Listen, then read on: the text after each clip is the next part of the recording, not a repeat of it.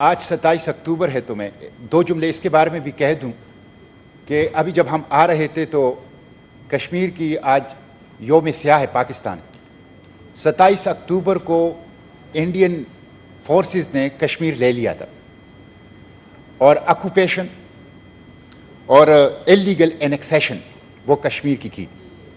فلسطین کی طرح کشمیری بھی گزشتہ 75-80 سال سے ریاستی دہشت گردی کا مقابلہ کر رہے ہیں.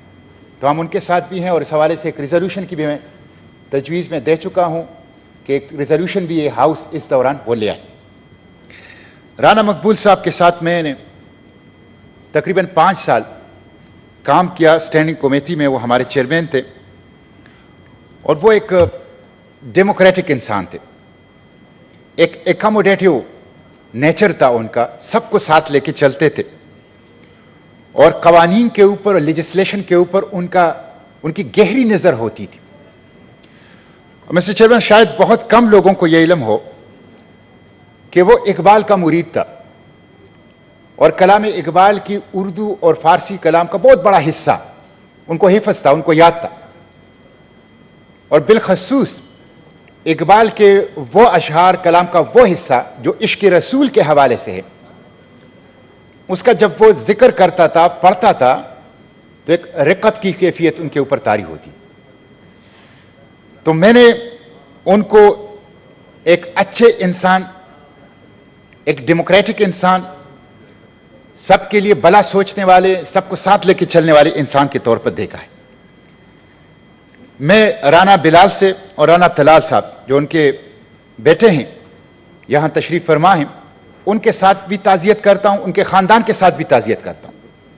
ان کی معافرت کے لیے, ان کی جنت کے لیے ہم دعا گو ہیں. اسی طرح ایس ایم ظفر صاحب ایک سینئر پالیٹیشین تھے, پارلیمنٹیرین تھے, ایک نامور وکیل تھے اور اس کے ساتھ ساتھ ایک غیر معمولی دانشور تھے.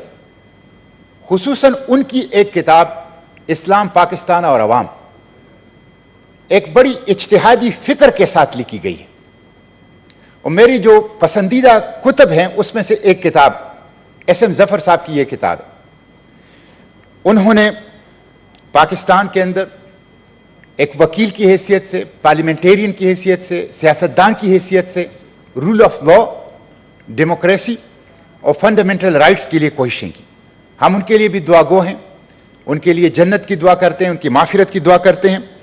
اور جو غزہ کے شہداء ہیں ان کے لیے بھی دعا گو ہیں اور انشاءاللہ جیت جو ہے وہ غزہ کی, فلسطین کی, حماس کی ہوگی اور کشمیریوں کی ہوگی انشاءاللہ. اور جو غزہ کا اس وقت ایشو ہے اس کے اوپر یہ اجلاس بلایا گیا ہے. اور جیسا کہ ہم سب جانتے ہیں کہ ایک جینوسائیڈ ہے, ایک میسیکر ہے, ایک اتنی کلینزنگ ہے اور اس کے اوپر انشاءاللہ ہم جو نیکسٹ ویک اجلاس ہوگا منڈے کو اس میں تفصیل سے بات کریں گے اور جو درد ہے پاکستانی قوم کا وہ انشاءاللہ بیان کریں گے. مسٹر چیئرمین, میں